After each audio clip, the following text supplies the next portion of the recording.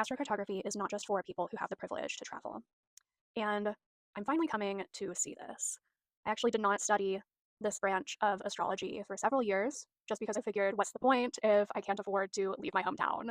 But I think this mindset is shifting for me because of the practice of remote activation, which some of the webinars and videos I've watched about the topic of astromapping, remote activation has been brought up as like a way to access that without having to travel. But this whole time I was like, yeah, whatever. It's like such bullshit, such woo woo bullshit. Like, okay, I'll just close my eyes and visualize myself in Greece and it'll invite those energies into my life, or I'll put a picture of Greece on my wall. Sure.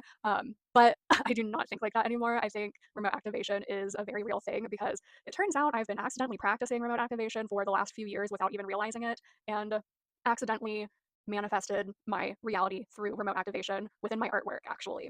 So, as a collage artist, I use images that come from museum archives all over the world. I use images of geographical landscapes from places all over the world. And this one art piece I have features Niagara Falls. And I finished this piece the same week that I got my current position that I'm in with my work. And it was my first fully remote job. It was my first big-ish client for my freelancing work. And it was like that next step for me, really.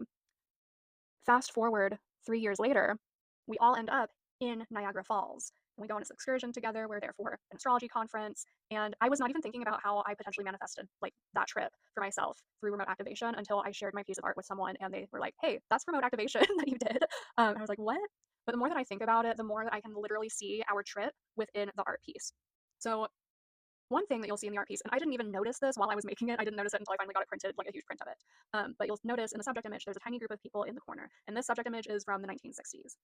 In the Niagara Falls image, which is much more recent, you'll see two people walking across the falls and waving. And it looks like that tiny couple is waving to the tiny group of people in the subject image, almost as if they're waving at someone through time, which to me feels like that recognition of what I created in my past manifesting in the future.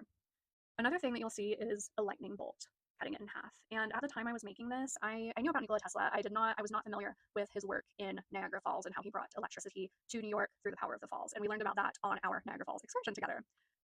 And I'm looking at that lightning bolt in the image. I'm like, I did not know the connection between Niagara Falls and the history of electricity.